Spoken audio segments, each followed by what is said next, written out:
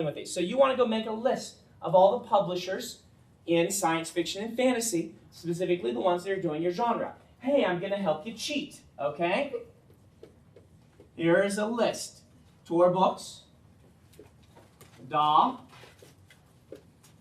Ace, which is also Rock. I think they've started to phase out the Rock one, I'm not sure. Del Rey, which is also Bantam, which is also Spectra, I think. Am I right on that? Someone Google Spectra for me. Spectra might be a different imprint, but I'm gonna, Spectra might be. But Del Rey and Bantam are the same. Someone look up Spectra for me. There's Harper. There's Orbit. There is Pyre. There's Bain. Very good publisher. What's that? Bantam and Spectra, okay. Harper has also been known as EOS on occasions. Who's Warner's publishing fantasy and science fiction one? That's the one I can never remember. Warner's got an imprint, and I'm not sure who it is. But yeah, just so you know, this is Penguin. This is Macmillan. I don't know if I spelled that right. This is with an agreement with Penguin. They're distributed by Penguin. They're their own. This is Random House. This is Orbit is the French the Random House. This is also Bertelsmann, which is also Holzbrink. I'm trying to remember. Harper is just Harper. So you may have noticed these two actually just combined. That was the big merger news, right? That Random House bought Penguin. Orbit is somebody else. I'm trying to remember who they are. But anyway, Pyre is indie, and Bain is indie. By indie, I mean I don't think they're part of the big six. Warner's got somebody in here somewhere. And this is Orbit. Orbit is, who are they? Anyway, it doesn't matter to you guys. Hachette. Sorry. Hachette.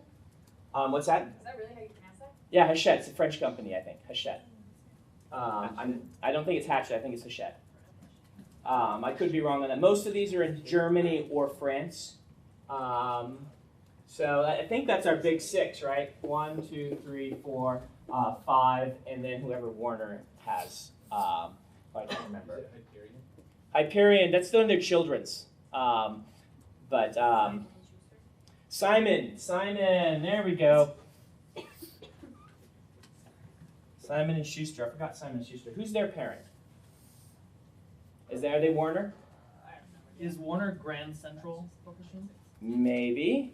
And it says that they were acquired by Hachette. Are they Hachette? So Simon & Schuster is this. Okay. No, I think we're still missing the Warner one. I think Simon & Schuster is just Hachette's U.S. arm. Yeah, I'm pretty sure. In fact, Orbit's just their science fiction imprint. So, and Simon & Schuster doesn't have their own science fiction imprint. It's Orbit. So yeah, we're still missing Warner. Simon & Schuster is just this one. Anyway.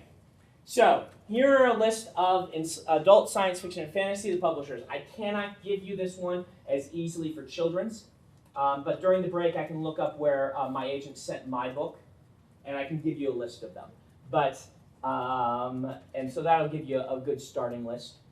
And I'm not, all of this stuff over here, I'm not as informed on. I could have some mistakes in here.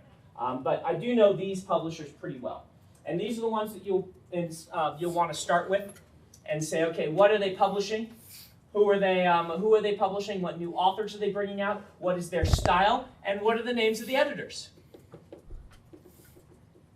I would, if I were you, write these all down and go try and find the names of all the editors who work at them and find out what new authors they've acquired lately and what those authors' books are. Go look at the books. Buy them. I'm sure the editors would love that. And start to get a feel for the different editorial houses and what they like to do. Purchase the Time Warner stuff. Okay, so So we may be, we've got to be missing because they always say there's 6. But There's Hachette, Macmillan, Penguin, HarperCollins, Random House, Simon & Schuster. okay, but Simon & Schuster's owned by Hachette, huh? Well, it also has Holtzbrink with Macmillan. Holtzbrink is the parent Oh, company of okay. Macmillan, yeah. Well, who cares? But there you go. You can see how convoluted this gets. So most of these will be imprints that were started by some some publisher back in the 70s or 60s or maybe even earlier that eventually got acquired by the big conglomerates and are still run under the imprint. They may be still autonomous. They may not be as autonomous. For instance, Tor is very autonomous. DAW is very autonomous. Ace and Rock are decently autonomous. Del Rey is kind of more corporate, part of the Random House umbrella. Harper's kind of the same way. Orbit's been given a lot of freedom lately.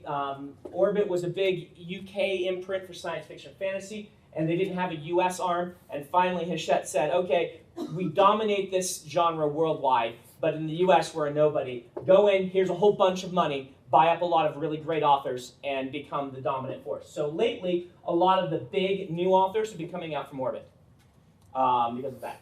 Pyre is Lou Anders' kind of baby. I can't remember his parent company, but Lou's a really great guy. He started this company, this imprint for the company, basically on his own and still runs it on his own. Has a very good reputation. We don't know, the parent company, I don't know what the relationship there is. It kind of could be shaky. If the parent company goes down, Pyre would probably go down, but Pyre's treated its authors really well. So there's someone to look into. Bain is independent, half owned by Tom Doherty, who started Tor. But he's hands-off for conflict of interest reasons. And Simon, there's a lot of Simon children's imprints, but for science fiction fantasy, you're just going to send to Orbit. So start to get a feel for who all these people are and what the names of the editors are. Wait, so why do you want to know the names of the editors, like for submitting? Yeah, I'll get into that. Yep. So once you have a feel for how this company goes. For instance, let me just give you an example, right? Bain. Bain books. Who's read some Bain books? Does anyone here read them? What have you read by Bain? Okay, Honor Harrington. What else? Who else has read stuff by Bain? Hunting the Corrigan's Blood. What's that? Hunting the Corrigan's Blood. Okay, Hunting the Corrigan's Blood. Anything else? Anyone read Monster Hunter International? Larry Correia, good author. Bain tends to like high action type books in a more kind of classically pulp style in some ways. In other words, they are not doing big, thick, epic fantasies. They are doing page turners. They're looking for things. A lot of books they'll publish you'll look at will be military science fiction, like Honor Harrington, or they will be high octane, blow lots of stuff up, like Monster Hunter. They're looking kind of for, imagine science fiction fantasy action movie in book form. And that's not doing them justice. These books are great. They do a good job. But instead of looking for big 1,000-pagers, they want 300-page fast page turners. That's kind of Bain's corner. That's what they do. They publish a lot in paperback, not very much in hardcover. They're independent, not part of some big conglomeration, and have a very ma and pa feel to the company. I really like Bain a lot, but you have to be writing the right stuff for Bain to submit to Bain. You mentioned 300 page. What's that in word count? Probably 90,000 words would be a good Bain. That'd be like the upper end of a Bain. I'd say that most Bain books are probably, discounting the big outliers for the big popular ones, which basically you do whatever you want. I would say most of them are probably shooting that 80 to 90,000 word range. I think Larry's longer than that though. But your 400,000 word manuscript is not going to find a home at Bain. Contrast that with DAW. Has anyone read any DAW books? What have you read by DAW? Killer Chronicles. Yes, Rothfuss. What else have you read by DAW? You guys are not paying attention to your book labels. You need to be paying attention to your book labels if you want to be publishing in this sort of stuff. They also do Ted Williams. They also do a lot of your like Melanie Ron, but I'm trying to remember who their modern ones are. But the empowered female fantasies, not chicks in black leather kick butt. We're talking class epic fantasies, but with a female perspective. These are things that they do. They also do big epic fantasies. So Pat Rothfuss, Tad Williams, Melanie Ron's classic Sunrunner books. These sorts of things are very DAW style books. They're very much like strong female protagonists in an epic fantasy setting. It's kind of one of their things. So that's DAW. You kind of learn this about all the publishers, okay? It's going to be easier for some than others. The reason I picked Bain and DAW is because they do a smaller number of books in a year. They're smaller imprints.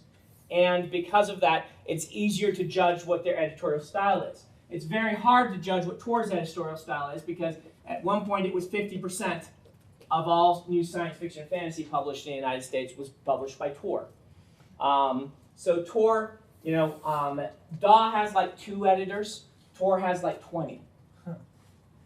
At DAW, it's a little less important to know the specific editors because DAW has an editorial style that they will stick to. It's the type of book they're looking to because there's only a couple of them. At Tor, there is no Tor editorial style.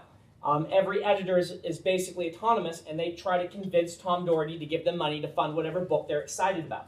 So at Tor, knowing the specific editor and what they've worked on is extremely important. Instead of sending to the slush pile, if you can send to, the editor of whatever book you love, and say, I read these books, I really like them, I think my books would appeal to you. Would you be willing to look at that? Think about how much more likely that person is to do that than if you sent it randomly to slush pile. Dear editor, here is my book.